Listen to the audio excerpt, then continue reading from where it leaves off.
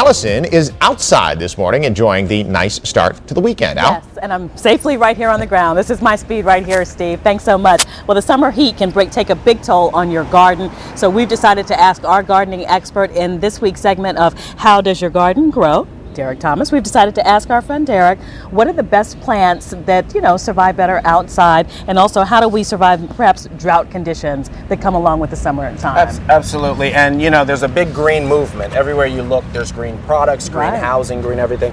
And what we're doing is we're looking at plants that are actually, it's a technique called xeriscaping. It's from two words that have been combined, the Greek xeros, which means dry, and landscaping. Okay. And what we're looking at are plants that are actually going to be able to be naturally drought tolerant, or once established, are going to be able to exist without you giving additional water. And this is all going green, trying to cut down on our water. Cutting down on our watering, absolutely. Okay. And it challenges you to do four things. First of all, you want to try to minimize your impact of water usage by using alternative water techniques. Okay, that means the rain barrels, they've become a big thing.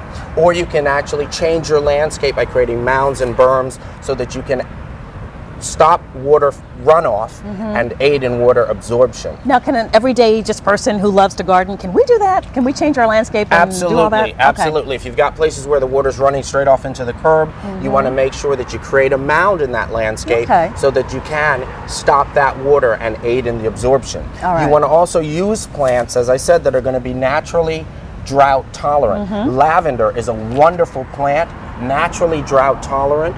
It's been known for years for its wonderful calming effects. You've got juniper, which not only is it an herbal plant, but also it has been used in gin making. That's juniper. Did you say gin making? Gin making, yes. Okay. The juniper berries. A lot of your grasses are naturally drought tolerant. There's sedum, which is just a gorgeous, it's got a beautiful flower. And this plant will actually, if you give it too much water, it will die. Okay. So this is a great plant to use. And there's thyme. Now this is not our cooking thyme. Okay. This is a creeping thyme, and this one is drought tolerant, and not only that, it makes for a wonderful ground cover, and walking across it in the middle of a hot summer day is just magnificent. Really? Like with your bare feet, you mean? With your bare feet. Okay, yeah. Because it gives you this wonderful scent.